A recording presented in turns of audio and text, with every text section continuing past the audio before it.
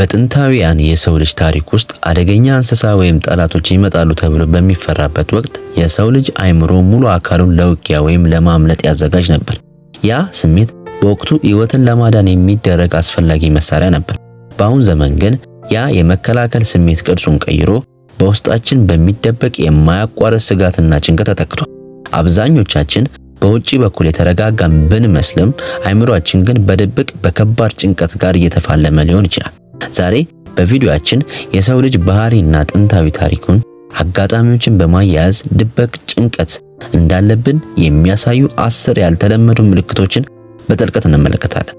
እነዚህ 10 ምልክቶች ስታውቅ አእምሮን እንዴት በድብቅ እንደሚሰራና በጥልቅ መረዳት ይጀምራል። አሁን ቪዲዮውን ላይክ በማድረግ ጀምሩት። ወደ ዋናው ታሪክ ይዘት እንለፍ።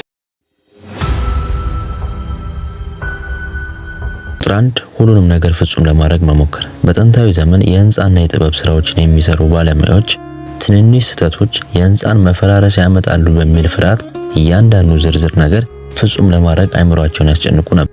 ዛሬም ቢሆን ድብቅ ጭንቀት ያለባቸው ሰዎች ስህተት ከሰራው እዋረዳለሁ በሚል ፍርሃት የተነሳ ሁሉንም ነገር ፍጹም ለማድረግ ሲጣጣሩ ራሳቸውን ያደክማሉ። ቁጥር 2 ስራዎችን ሁልጊዜ ማዘግየት። በታሪክ ውስጥ ትላልቅ ውሳኔዎች በሚጠበቁባቸው ወቅት ሰዎች ከውሳኔ በኋላ የሚመጣውን ውጤት በመፍራት ስራዎቻቸውን የማራዘም ባህሪ ያሳዩ ነበር። አንድን ስራ ለመስራት ስናስብ የሚፈጠረው ድብቅ ጭንቀት አእምሮአችን ስለሚያስፈራው ከዛ ስሜት ለማምለጥ ስራውን ወደ ሌላ ጊዜ እንድናሸጋግር ያስገድዳል። ቁጥር 3 የሰዎችን ፍቃድና ውዳሴ ከቅጥ በላይ መፈለግ። በጥንታዊ ማህበረሰቦች ውስጥ ከመንደር ወይም ከጎሳ መገለል ማለት ለሞት እንደመዳረግ ይቆጠር ነበር። በመሆኑም ሰዎች በማህበረሰቡ ዘንድ ተቀባይነት ለማግኘት ሲሉ የራሳቸውን ፍላጎት ይተዉ ነበር። ዛሬም ቢሆን ሰዎች እንዳይጠሉኝ በሚል ስጋት የራስን ፍላጎት መስዋዕትነት ማድረግ የድብቅ ጭንቀት ታላቅ ምልክት። ቁጥር 4 በትንሽ ነገር አላስፈላጊ እቅድ ማውጣት። በጥንታዊ ጦርነት ወቅት ወታደራዊ መሪዎች ያልታሰበ የጠላት ወረራ እንዳይመጣ በማሰብ የማይቻሉ አጋጣሚዎችን ሁሉ ያቅዱ ነበር። አእምሮአችን አሁንም ያልታሰበ አደጋ ይመጣል ብሎ ከማሰቡ የተነሳ በትንሽ የዕለት ተዕለት ነገሮች ላይ ሁሉ ከመጠን በላይ እቅድ እንድናወጣ ያስገድደናል። ቁጥር 5 የማያቋርጥ የአካል ድካምና የጡንቻ ውጥረት። በታሪክ ውስጥ በጦርነት አካባቢዎች ይኖሩ የነበሩ ሰዎች ማህበረሰቡ ሁሉ ጊዜ ለአደጋ ዝግጁ በመሆናቸው ምክንያት በአካላቸው ላይ ከፍተኛ ድካም ይፈጥርባቸው ነበር። አእምሮአቸው በድብቅ ጭንቀት ውስጥ ሲሆን አካላቸው ሁሉ ጊዜ ለውጊያ ዝግጁ እንደሆነ ስለሚያስብ የጡንቻ ውጥረትና የማያቋርጥ ድካም ያጋለጣቸው ነበር። ቁጥር 6 ሁሉ ጊዜ ስራ ላይ መሆን አለብኝ ብሎ ማሰብ። በኢንዱስትሪ አብዮት ዘመን ሰዎች ስራ ካልሰሩ የመንፈስ ጭንቀት ይዛቸው ነበር። ድብቅ ጭንቀት ያለባቸው ሰዎች ቁጭ ብለው እረፍት ማድረግ ሲያቀታቸውና ከውስጣዊ ጭንቀታቸው ለማምለጥ ሲሉ ራሳቸውን ሁሉ ጊዜ በስራ ይጠመዱ ነበር። ቁጥር 7 ውሳኔ ለመስጠት ከቅጥ በላይ መጨነቅ። የጥንት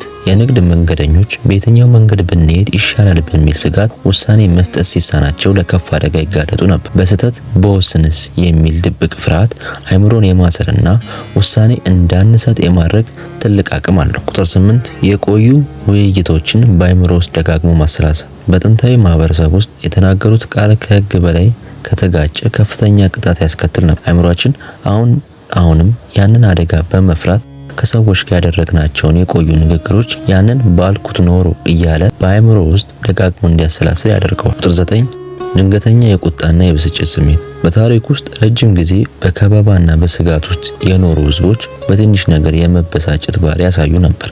ሰዎች እንደ ቁጣ የሚያዩት ያ ባህሪ በእውነቱ በውስጡ የተከማቸ መውጫ ያጣ ድብቅ የጭንቀትና የፍርሃት መገለጫ። ቁጥር 10 መጥፎ ነገር ይፈጠራል ብሎ ሁልጊዜ መስጋት። የጥንት አዳኞች ሁልጊዜ መጥፎ አየር ጠባይ ወይም አደገኛ እንስሳ ይመጣሉ ብለው ራሳቸውን ያዘጋጁ ነበር። ሁልጊዜ መጥፎ ነገር መጠበቅ አእምሮ ከደህንነት ይልቅ ለአደጋ ዝግጁ ለመሆን የሚደረግ ጥንታዊ መከላከል ነው።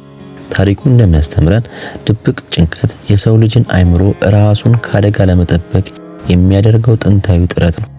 ዋናው ቁልፍ ይህንን ምልክት አውቆ ለራስ እረፍት መስጠት ነው።